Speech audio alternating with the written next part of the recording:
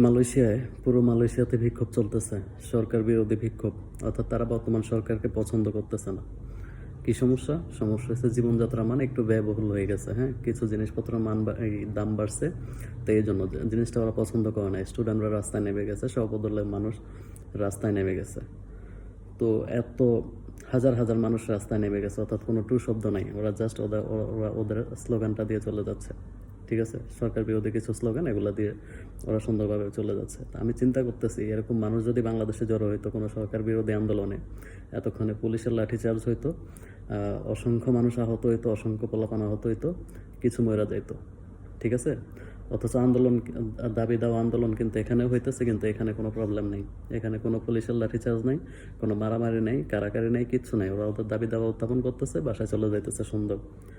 একটা দেশ আসলে কখন উন্নত হয় জানেন? যখন সেই দেশের মানুষজন একটু সিভিলাইজড হয়। হ্যাঁ, যখন একটু সভ্য মানুষজন হয়। আমরা এই জন্যই পিছিয়ে আছি, আমরা ওই জিনিসটা এখনো হইতে পারি নাই। ঠিক আছে, তো এরা এই জিনিসটা হইতে পারছে, আর এই জন্যই এরা উন্নত। আমরা এখনো পিছনে পড়ে আছি।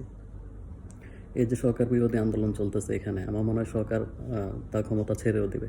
কারণ এখানের সরকার কখনো জনগণের ঊর্ধ্বে যায় না। তারা জনগণের কথা শোনে, তারা জনগণের সরকার, তারা জনগণের ভোটে নির্বাচিত সরকার। হ্যাঁ, তো তারা এই জন্য জনগণকে গুরুত্ব দেয়, জনগণের চাওয়া পাওয়াকে গুরুত্ব দেয়, যেই জিনিস কখনোই আমাদের দেশে দেওয়া হয় নাই কখনো।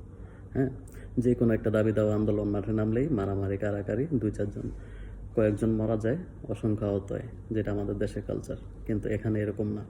এখানে তারা তাদের দাবি দেওয়া সুন্দরভাবে উত্থাপন করে, ন্যায্য দাবি দেওয়া সুন্দরভাবে তারা মেনে নেয়। যদি সরকার ক্ষমতায় থাকার মতো হয়, সে ক্ষমতায় থাকে, সে কখনো জোর করে ক্ষমতায় থাকে না। হ্যাঁ, যে সরকার আসে সে জনগণের ম্যান্ডেট নিয়েই আসে। তো এটা হচ্ছে একটা উন্নত দেশের সিম্বল। ঠিক আছে, যেটা আমাদের দেশে কখনোই সম্ভব না। আর এই জন্যই আমরা এখনো আইএমএ জাহিলিয়াত যুগেই পড়ে আছি। আর আমাদের সামনে দিয়ে তত্তর করে পুরো পৃথিবী উন্নত হয়ে যাবে, পুরো পৃথিবী আগায় যাবে, কিন্তু আমরা আজীবন উগান্ডা হয়ে থাকবো। সরি, উগান্ডাও এখন অনেক ডেভেলপ করছে, কিন্তু আমরা করতে পারি নাই।